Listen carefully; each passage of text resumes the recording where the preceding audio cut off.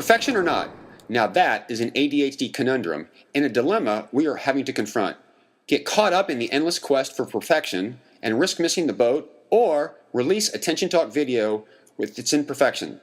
We say done is better than perfect and are releasing Attention Talk video as is. We believe good content is good content, so what if we have a few production glitches? If you have ADHD, follow our lead. Don't use perfectionism as a reason to procrastinate. Welcome everybody to this edition of Attention Talk Video. I'm your host, Attention Coach Jeff Copper, and with us in our virtual studios, Dr. Ari Tuckman, clinical psychologist and the author of More Attention, Less Deficit, Success Strategies for Adults with ADHD. And you also have another book, Dr. Tuckman. What's the second title? Understand Your Brain, Get More Done, the ADHD Executive Functions Workbook. Awesome. And so, Dr. Tuckman, thanks for coming on this show today. I'm real excited about having you on, and our topic, which is really, I just wanted to kind of talk. You and I did an interview on Attention Talk Radio. One on what is attention, and the other one is what is intuition. And they were fascinating shows. That they were hour long, and when this is over with, if you're interested, I encourage our viewers to go to attentiontalkradio.com and listen to those shows, because we went on for about an hour and much more depth. But reflecting back on those shows, Dr. Tuckman, what did you learn, or what was your takeaway, or what do you really think the key points of our discussion are that the viewers should be interested in? Sure. Yeah, I mean, there's a lot of connection between attention and intuition, as we kind of talked about on the radio show. Attention it's kind of an interesting thing, because we pay attention all day long, every moment, even in some ways while we're asleep, but we don't really talk about what is attention. What is it? What does it do? How does it work? And, I think that what was really great about the discussion we had is that we got into some of those particulars of, really, what is it and how does it work?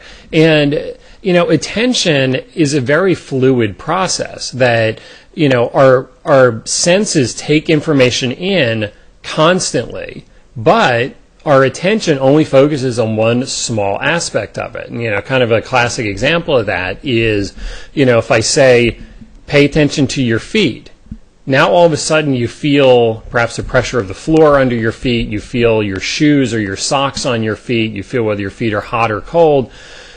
But what's interesting is your body knew all this information before I said anything about it. That information was there, but it was outside of your attention. And, that's kind of what we do, is we move our attention around the world around us and around the world inside of us. And, part of ADHD is that folks with ADHD tend to be pulled more by stronger stimuli, which are not necessarily the most important stimuli.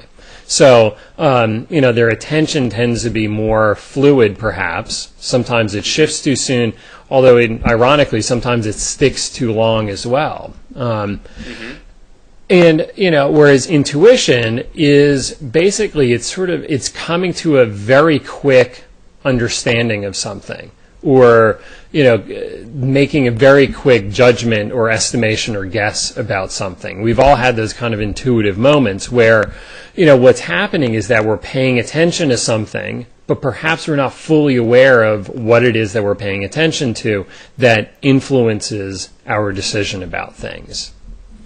I like what you frame this out, and from my perspective, what was cool about the first show is the discussion, what is attention, and it's really kind of a process. You can't pay attention to the universe all at one time. You can only really pay attention to one thing at a time, and so what's cool about it is you can just passively pay attention to whatever's been put in front of you, or you can begin to realize that attention's a choice and begin to direct your attention. Mm-hmm. And what was really interesting to me is that I took away is that, the human being is wired to pay attention to something. We even talked, in the middle of the night, are you paying attention to anything? We had the conversation, you're paying attention to a dream, or what's kind of going on. I think the conclusion is that you are paying attention to something, maybe not in a directed way. And so as an ADHD coach, I actually call myself an attention coach, because most of what I feel like we do is coach people on what they're paying attention to. As I say, if the obvious solution isn't working, you're probably paying attention to the wrong thing. And the greatest thing that we can get people to do is to pause and to notice what they're paying attention to and be able to choose something different.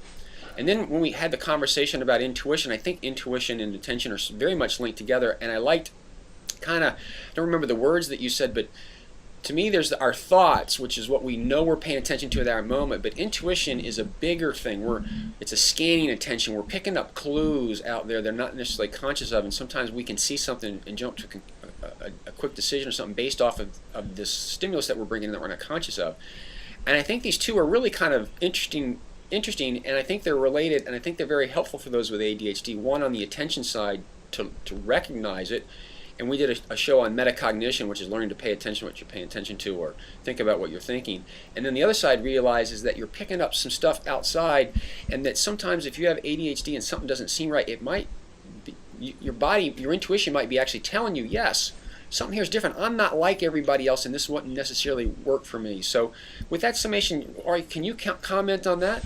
Yeah, definitely. And I think that, part of what is so helpful about getting a diagnosis of ADHD is that it helps perhaps narrow your focus a little bit about what is worth paying attention to and how does your attention work and what sorts of strategies are most likely to be helpful for you in directing your attention. So you don't have to figure it all out the hard way, but you can kind of jump ahead by benefiting from the wisdom that others have accumulated along the way.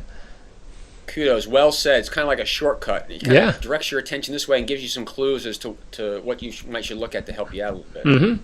And I think that that's what good therapy and good coaching does as well, is it helps shift what it is that we're paying attention to and, what meaning we make of the things that we pay attention to. In the intuition show, we had I threw out a few fun little kind of questions to kind of illustrate attention a little bit. One of those, and I asked Dr. Tuckman, I said, how many seconds are there in a year? And he started kind of like, his head started kind of rolling on, and he was clear that, or I inferred that he was thinking about a clock, in which case I think the real calculation is like 31 million seconds in a year. And I was kind of saying, well, what about a calendar? Because if you paid attention to a calendar, you could say there's 12 seconds in a year: January 2nd, February 2nd, March the 2nd. And I'm just throwing this out there because attention is this real interesting thing, because you can't pay attention to everything. You certainly want to direct your attention to some things like take the shortcuts, but sometimes if you're inferring or you're taking that shortcut and you come so latched onto it, like if he asked how many seconds there are in a year, he's got to be thinking about a clock. Sometimes you got to back up and realize, what am I thinking here? So I'm thinking about a clock, and try to think of what else that might be in that relationship. Because if you actually, it occurred to you to think of a calendar, you'd sometimes get a completely different answer. And again, this is really a function of attention. Yeah. Well, it is, because our attention is limited, it's finite, we can't pay attention to everything at every moment. We are always making choices, and we have certain kind of rules of thumb that our brains use to sort out what is most important and what is less important.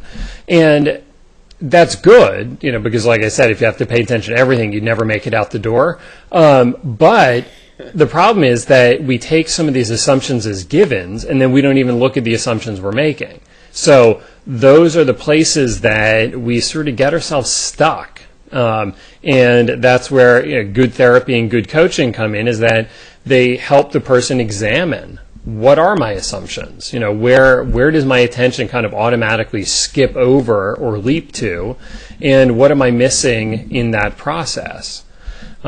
So yeah, I think that it can be very revealing sometimes when we notice something like that. This all of a sudden, this brings up, because as a coach, I'm just a professional. I'm supposed to ask questions to help people discover new things to pay attention to, like, okay, it's not a clock, it's a calendar. That gets me a different answer. But we also did a show on the difference between ADHD coaching and therapy, and in that show, Dr. Tuckman, we were talking about it, and we cognitive behavioral therapy kind of came up. We started talking a little bit about the differences, and I loved how we threw a few things out, and you said, well, a good idea is a good idea. I don't really care where it comes from. And I think that was really telling, as illustrative as that coaching and at least the CBT side of therapy, they're coming along, and a lot of it really is to help help you discover different ways of paying attention to something, or as I like to say, is pay attention to how you work as opposed to keep trying to do the way it is you think you're supposed to do it, because it's the moment that you do it your way that makes it a little bit easy. And all that goes back to the using shortcuts sometimes to get you places, but at the same time backing up and not clinging too hard to beliefs, because sometimes they can kind of box you in. Right, exactly. We just got a couple minutes left. From your side, any other useful tidbits or any comments that you think would be worth sharing before we wrap this up? You know, we don't necessarily have perfect control over our attention in the moment, which is why my sort of basic philosophy and a lot of this stuff is that we have more control over things before it hits our attention. So therefore, we tend to be more successful when we limit what hits our attention rather than try to change what it is that we're paying attention to in the moment.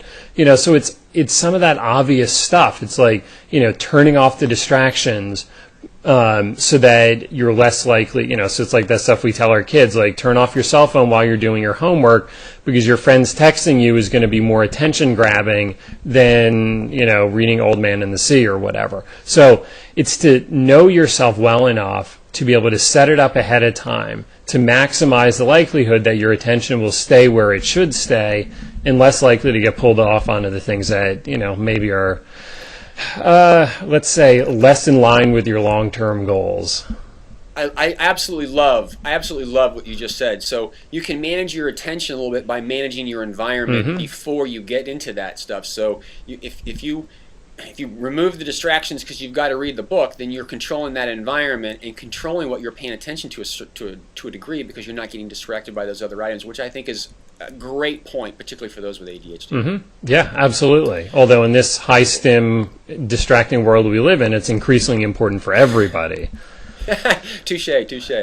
With that, Dr. Tuckman, thanks for coming on this edition of Attention Talk Video. For our viewers out there, to learn more about Dr. Tuckman, go to adultadhdbook.com. There you can get some links and be able to purchase his books. He's got other podcasts, he's got posts, and a wealth of information. So with that, again, Dr. Tuckman, thanks for coming on the show. Hey, my pleasure. Take care, everybody.